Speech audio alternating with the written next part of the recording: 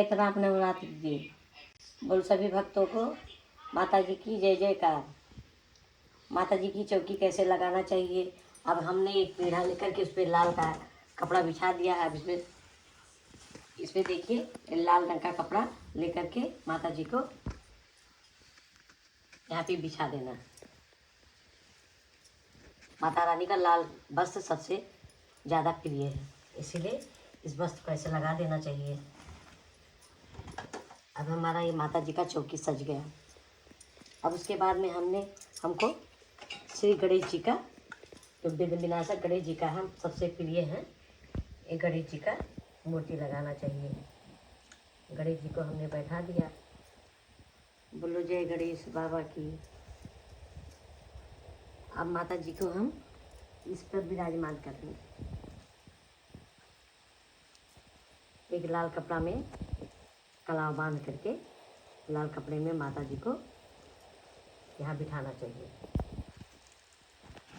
अब बिठा दिए माता जी को। अब हमको अपने इससे बाएं चावल का ढेर लगाना चाहिए। यहाँ माता जी के लिए चावल का ढेर लगाना चाहिए।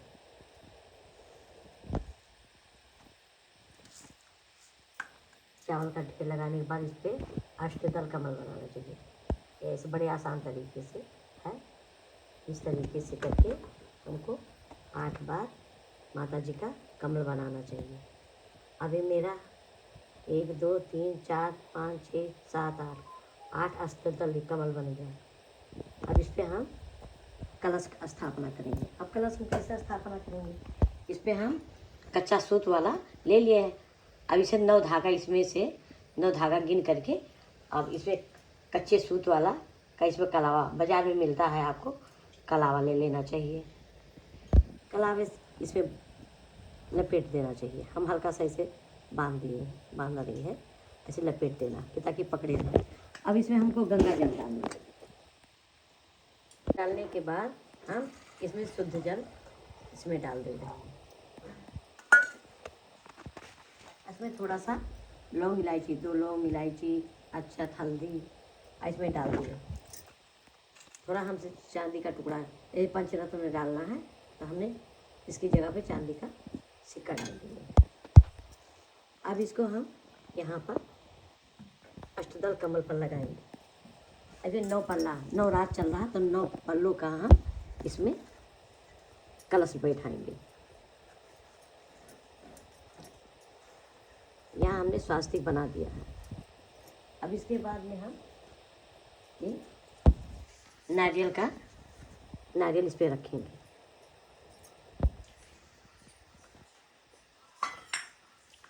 अब इसमें थोड़ा सा हम चावल डाल करके इस कलश पर रख करके तब लगाएंगे। माता जी का मुंह अपने सामने होना चाहिए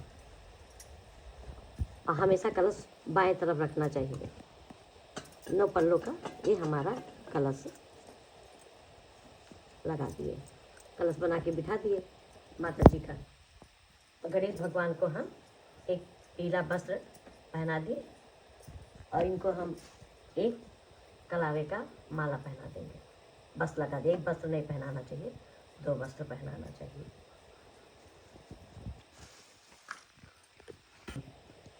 अब हम माता जी को माला, फूल का माला बना लिए हैं मंगा करके। हम माता जी को फूल का माला पहनाएंगे। फूल का माला पहना करके हम माता जी को 5 फल, केला और ये सेब और ये सब रख दिए हैं माता जी को भोग लगाने के लिए, फलों का भोग। अब माता जी को बतासे का भोग बहुत प्रिय है, तो हम माता जी को बतासे का भोग लगा दिए। अब यहाँ पर हम कलश पे 2 माला रखेंगे। इस पे बना दिए।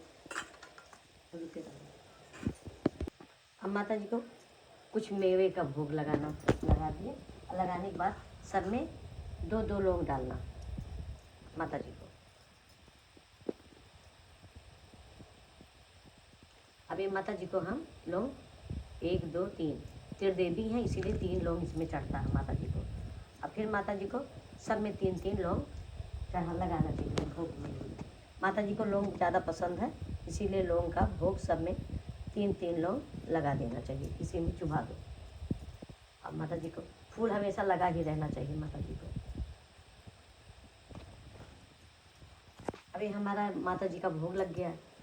अब कुछ माता जी के सुहाग का सामग्री हमने लाए हैं, ये माता जी के लिए सुहाग का सामान। अब माता जी के सामने हम इसे अर्पण कर रहे हैं माता जी को।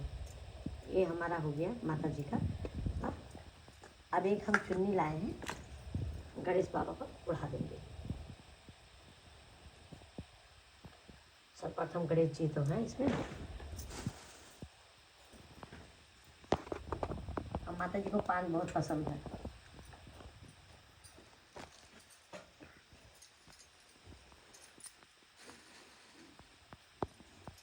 अब माता जी को फूल अर्पण करना है। लाल फूल तो ज़्यादा प्रिय है माता जी को, गुलाब का हो, अड़हुल का हो, ये अनार का पत्ती है और ये फूल है। इस पर हम सब फूल लगा देंगे। अब यहाँ पर हमको क्या करना है, रेत लेना है। रेत जो हम मैंने पहले से रेत एक कटोरी में लगा दिया। अब इसे थोड़ा सा हम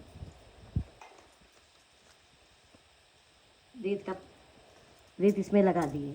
और रेत लगाने के बाद थोड़ा सा डेकोरेट कर दे इसको, हल्का सा इस पर जो बोना।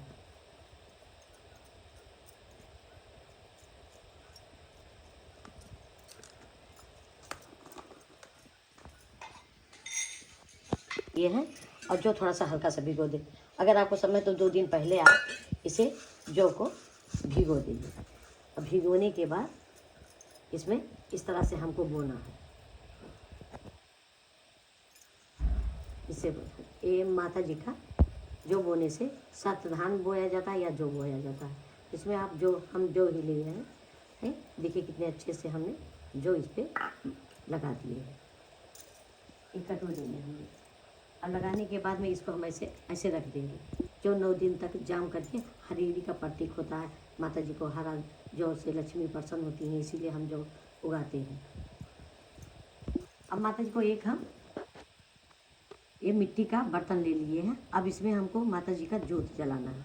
और इसमें हम क्या करेंगे, जोत बहुत लोग अखंड जोत जलाते हैं, तो अखंड जोत सभी नियम का पालन नहीं कर सकता। ज़मीन पर सोना और ज़मीन पर भोजन करना और समय समय पर ध्यान रखना। लेकिन हम जोत ऐसे सब लोग जोत जो होता है अखंड जोत का 1.25 हाथ या 1.25 बित्ता का रहता है। लेकिन 1.25 हाथ लगाने से क्या होता है, 1.25 हाथ इतना हो जाता है। एक हाथ जोड़कर इस समय ऐसे हाथ से नाप लेना चाहिए। नाप से इतना बड़ा देखिए। अब ये 1.25 हाथ का हो गया हमारा नाप करके। अब इसको हम काट ले रहे हैं। बाजार में तो ट्री काट का मिलता है, लेकिन ये जो गोल खुला वाला मिलता है वो सूती का होता है, वो बड़े आराम से जलेगा आपका। अब इसमें हम डाल दिए। अगर आपको 9 दिन का अखंड ज्योति जलाना है तो इस दिए में हम ये बत्ती डाल देंगे। बत्ती डालने के बाद इसमें हम क्या करते हैं, लगाते हैं जो और थोड़ा हम इसमें तिल डाल देंगे। तिल से भगवान प्रसन्न होते हैं। अगर आपको देसी का घी का जोत जलाना है तो आप देसी घी का जोत जलाइए। अब नीचे हमने जौ रख दिया। जौ रखने के बाद इसमें आपको देसी घी का जलाना है। इसमें तो मौसम गर्म चल रहा है तो घी जो है लगातार पिघल जाएगा, नहीं तो हम तिल शुद्ध माना जाता है, इसीलिए हम तिल का जोत इसमें भर देंगे। अभी हमारा जोत इसमें जल गया। लेकिन जोत कभी खाली जिस नहीं है, ऊपर भी रहना चाहिए और चावल नीचे भी रहना चाहिए इसमें। इससे ये क्या होगा, ये दबाव आपका 9 दिन तक ये चिराग आपका जलता रहेगा, बुझेगा तो। अगर आपको शक है कि मेरा इसमें फूल बन जा रहा है, ये फूल बन गया है, अब मेरा चिराग बुझने वाला है, तो आप क्या करिए, एक थोड़ा सा हल्दी डाल देंगे। हल्दी से शुभ काम में हमेशा हल्दी का प्रयोग किया जाता है, इसीलिए हल्दी दीप में जरूर डालना चाहिए। अगर जोत जलाने में अगर आपको दिक्कत हो, जैसे होता है कि फूल बन गया या मेरा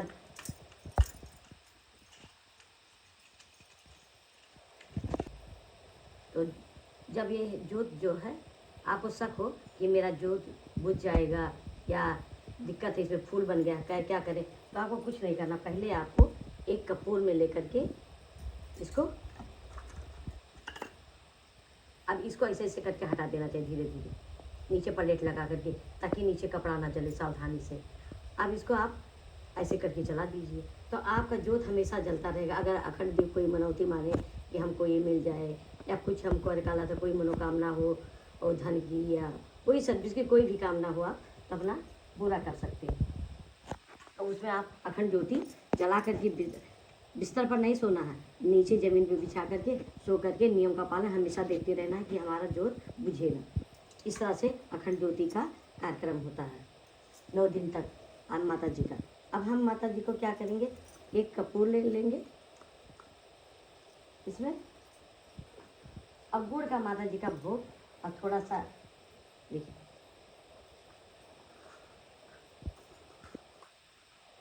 इसमें 2 इलायची ले लिए हैं और 9 फूल ले लिए हैं। अब इसमें हम लगा देंगे माता जी को पान का भोग। माता जी का पान का भोग बहुत पसंद है, यहाँ पे हम पान का भोग लगा दिए। अब हम कुछ फूल, अगर आपके पास फूल है तो लाल ही फूल भगवान गणेश जी को आपको अर्पण करना है, क्योंकि भगवान का प्रिय लाल फूल है। और कुछ इस पर फूल लगाना, आप अगर माला हो सके तो माला, तो माला पहना दीजिए, नहीं तो कलश पर आप फूल चढ़ा दीजिए। अब माता जी को कुमकुम या चंदन या आपको सब कुछ है, तो आपको कुछ माता जी को चंदन लगा दीजिए। अब माता जी को यहाँ इस पर लगा दीजिए, ऐसे चंदन लगा करके आप माता जी को जल अर्पण कर दीजिए। जय माता दी। अब माता जी का ये श्रृंगार का सामान हो गया पूरा। अब माता जी को भोग लगाने के बाद अब कपूर का आप आरती कर दीजिए। जय माता दी, जय माता दी, जय माता दी, जय माता दी, जय माता दी। आइए फूल लेकर के क्षमा करो अपराध क्षण में, माता जी से जो त्रुटि रह गई हो या गलती रह गई हो पूजा करने में, तो माता जी हमको क्षमा करना। और जो भी हमने इसे भोग में अर्पण किए हैं अनजान में जान में, तो आप इसे क्षमा करके मेरा पूजा स्वीकार करना। बोलो जय माता की। ऐसे हमारा यह स्थापना हो गया। इस तरह से माता जी का स्थापना करने से ये सारी सामग्री इस तरह से लगाने से है माता जी का था। और रोज आप पूजा, नया नया भोग, नया नया चीज़ माता जी को अर्पण करिए। आप माता जी का स्थापना इस तरह से करना चाहिए। बोलो जय माता की।